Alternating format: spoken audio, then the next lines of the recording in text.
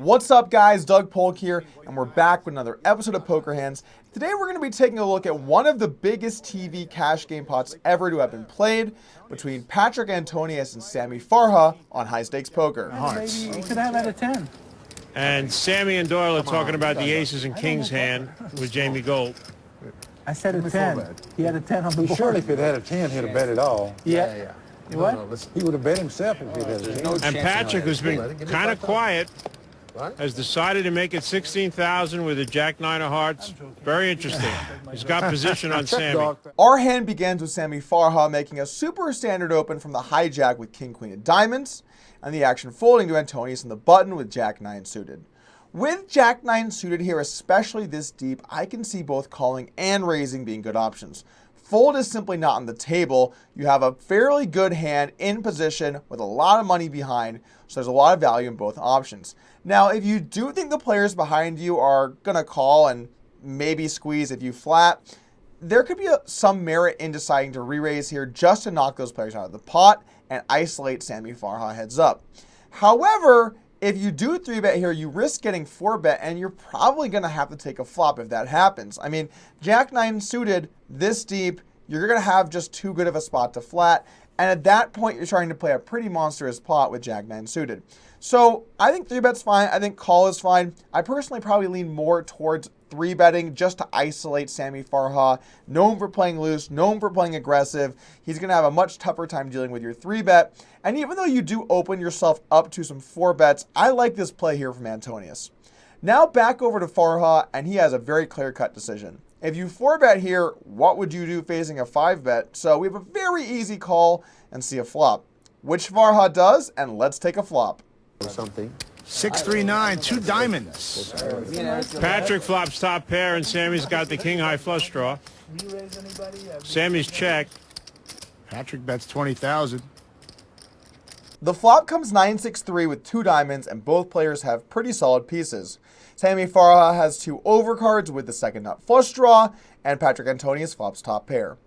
Now, Sammy checks over to Antonius, as he showed with all of his hands, and Antonius now has a decision to make here with top pair, and I'm not totally sure it's clear what he should do. If I was in Antonius' shoes, I would probably lean towards checking, because the thing is this, even though top pair is a good hand, don't get me wrong, you're still behind a bunch of hands that could be flatting pre-flop, like jacks or 10s, or ace-9 suited, king-9 suited, queen-9 suited. So there's definitely hands that had you beat the whole way. And now he also could have a few hands, although unlikely, like sets. So you're behind some hands, and the problem for you is going to be if you bet and your opponent decides to check raise you, you are going to be in a tough spot. They're about $500,000 deep in this pot, and I believe the straddle is about $1,200. So they're playing roughly around 400 blinds deep. That is some seriously deep poker, and you're going to want to be careful with where you're going to commit with your top pair. So betting has its perils. If your opponent's going to play their flush draws aggressively and you do bet, you're going to have to make some really ugly decisions, and you don't even have one of your best hands. I mean, you can just have every overpair here. You should be 3-betting those in the button, and you're going to bet them on the flop. So I'm not a big fan of betting here in general, and there's one more nice benefit deciding to check on the flop. You're going to have some deceivingly strong hands when you check back, and I think that's something that a lot of players don't do enough of. They don't mix in some checks with some hands that have good playability on turns and rivers. They almost always lean for the flop bet because they want to get value and think they're mainly ahead. Well, that might be true, but you want to have some ability to hit turns and rivers that are good for you and give you strong hands like 3 of a kind or 2 pair, and then it deceives your opponent to try and go aggressively after those pots. Like let's say the turn's a 9 or a jack. If your opponent has a hand like 2 overcards or a flush draw or a straight draw, they're likely going to bluff and try and represent those cards, but you will have hit them, giving you some hands that actually can call down when you check back the flop. If you're only going to check when you have missed overcards, you're going to have a tough time against strong players. So I think checking the flop really accomplishes both goals, but I'm more worried about getting check raised by such a loose aggressive player with my hand. I don't really want to play for all the money here with jack-9 because it's just too much money and too many blinds. However, Antonius disagrees and decides to bet 20,000. What's Farha going to do now? Patrik bets 20,000. And we have a raise coming here. Sammy's going to raise to 100,000. Big raise.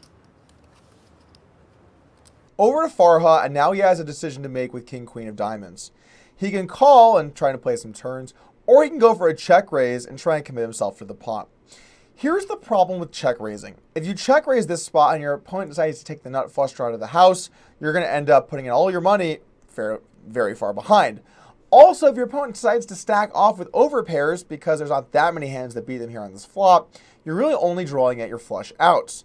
So check raising here doesn't actually accomplish too much unless you think you can maybe get your opponent to fold a hand like jacks or tens, or maybe you think that they won't put it in with some lower draws that you dominate and you don't want them to realize their equity. I mean, there's not really that much benefit here other than folding out some equity of your opponents that your opponents might have with some of those hands that I mentioned.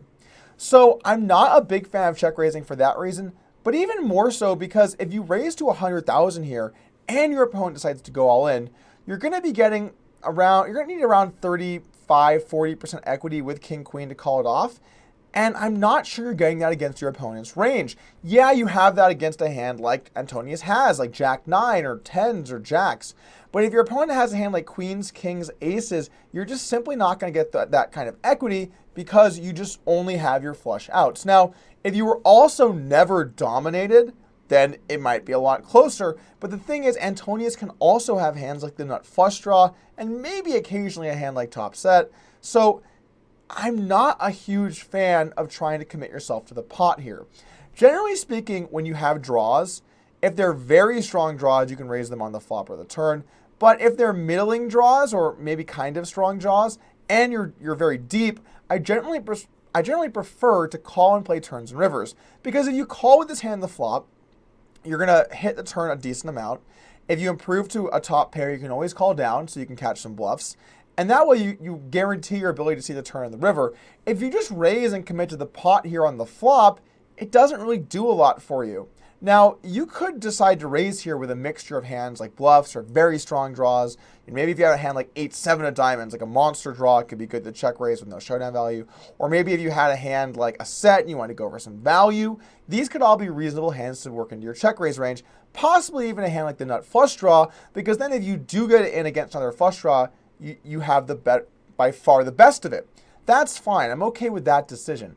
But when you start to get really aggressive for 400 big blinds with this check raise, like check raising to 100,000 here, you're almost trying to play $1 million pot in a spot where if your opponent gets it in, you're hoping you're flipping, but oftentimes you're behind by a lot.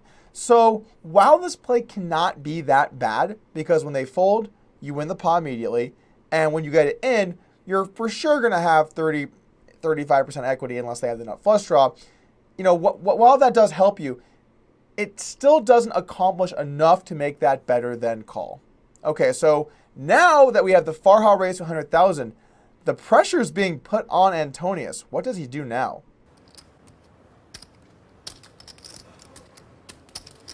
It was a very large raise and it was very fast.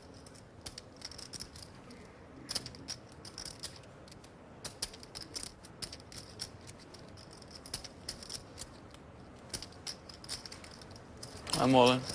Raise all in. Versus almost any player in the world, if you have Jack 9 here, you can pretty safely let it go. We're talking about playing $1 million pot with a decent-ish top pair. But Sammy Farha is an animal. He plays lots of hands, is super loose, and he even said before the flop, you know, if the flop's a pair or something, maybe he'll just go with it. That makes your decision a lot tougher, and, by the way, that's why you should be checking the flop back to try and avoid this spot. Look, if you get it in with a 9 here and he has a flush draw, yay! You have a 50% flip for $1 million, okay? You're not very invested in this pot. You have 16K pre and 20 on the flop. You're not getting great odds to go with it. In fact, you're going to need about 44 or 45% equity to go with your hand here. So is it really worth it when he does have a flip, or when he does have 2 overs and a flush draw, you're flipping, and then sometimes he might occasionally have 2 pair or a set? Is that worth it to you? Is it worth the chance that maybe he trapped aces pre-flop? Is that worth it to you?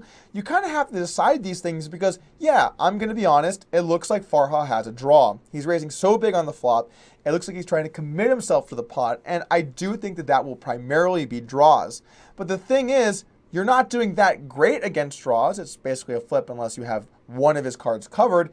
And then when he does have a good hand, you're just toast. I mean, you have like 5% equity for $1 million pot.